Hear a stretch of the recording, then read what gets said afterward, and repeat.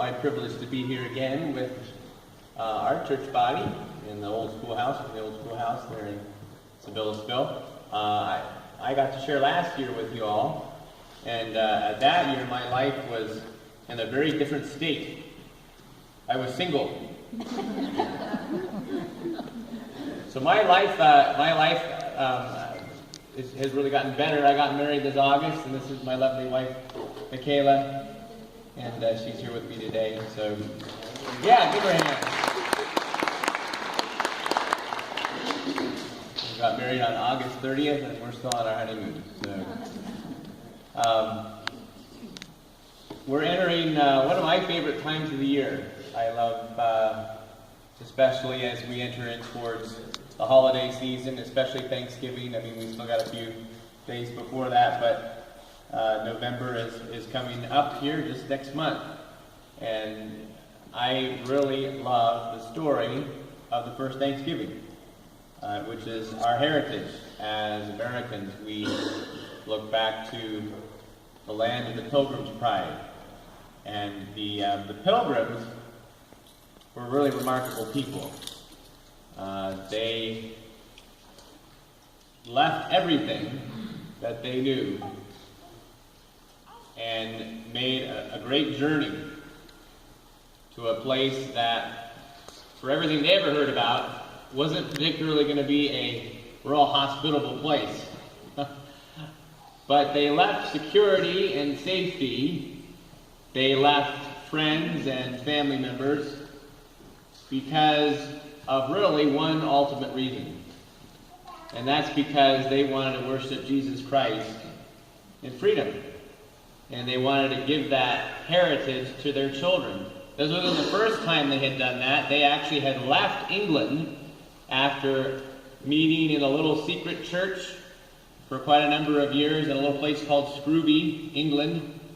And they decided, you know, we've heard that Holland might be a little better place to go, so a portion of them moved to Holland and tried to eke it out there for a while. It wasn't an easy place there either. In fact, they said the culture there was bad, and they were worried about the cultural influence on their kids. And they were concerned about losing their children, that they weren't going to walk with the Lord. So they said, you know what, this isn't going to work. So our next option really is to go to the New World. And they did. A group of them, not all of them were separatists or pilgrims as we know them now, but 102 of them got on a ship.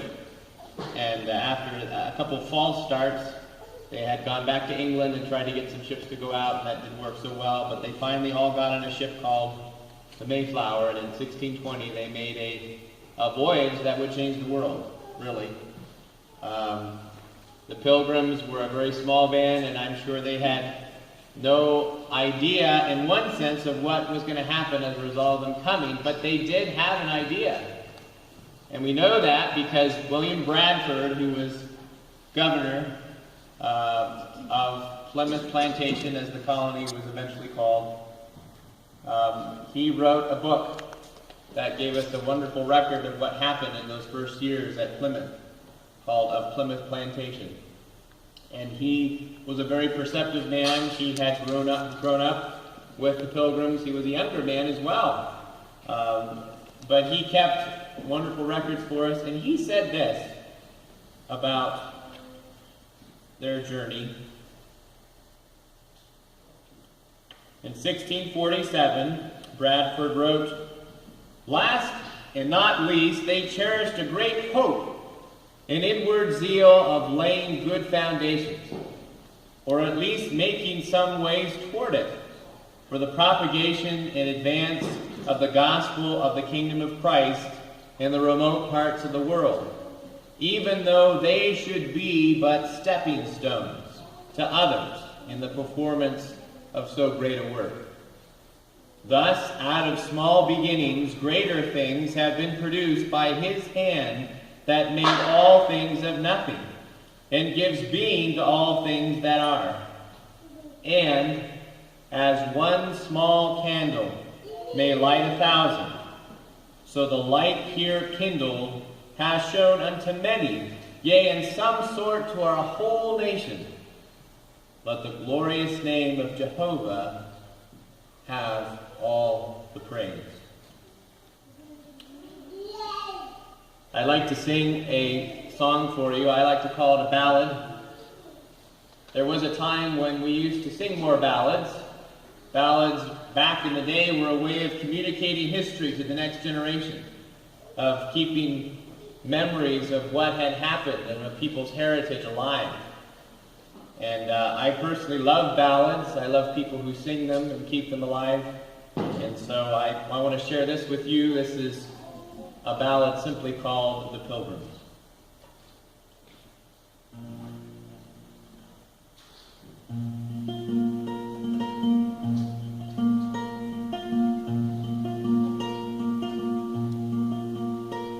The year was 1620, with summer almost done.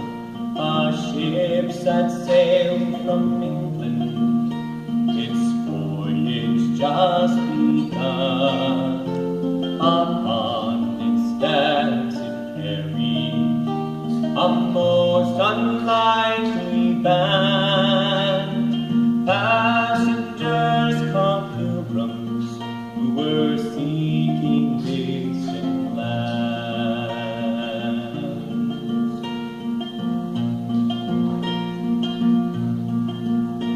'Twas not for fame or fortune their courses they did set, nor for wealth or leisure was reason for their quest. They sought new land for freedom, to worship God and peace, and to spread the mighty gospel of Jesus Christ their King. Oh, gallant band of pilgrims, such brave and faithful souls, who laid a firm foundation, a solid stepping stone.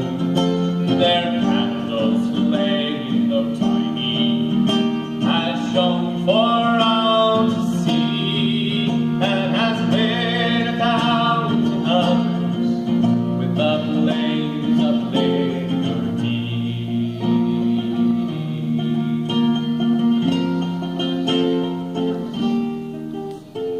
Through winter's fearsome terrors and famine's dreaded war, these pilgrims kept enduring. They trusted in the Lord, though sickness tried to stop them, and death would take its toll. These heroes, tired and weary, pressed onward toward their goal. But God did not forsake them. His providence still yet was seen in the appearing of a man named Samoset. And then he said to Squanto, now Squanto is known, who helped these weary settlers to make their crops to grow. Oh, gallant band of pilgrims, such brave and faithful souls, who lay a firm foundation, a solid stepping stone. Their candles flame, though tiny, has shone for all to see, and has lit 1,000 others with the flames of liberty.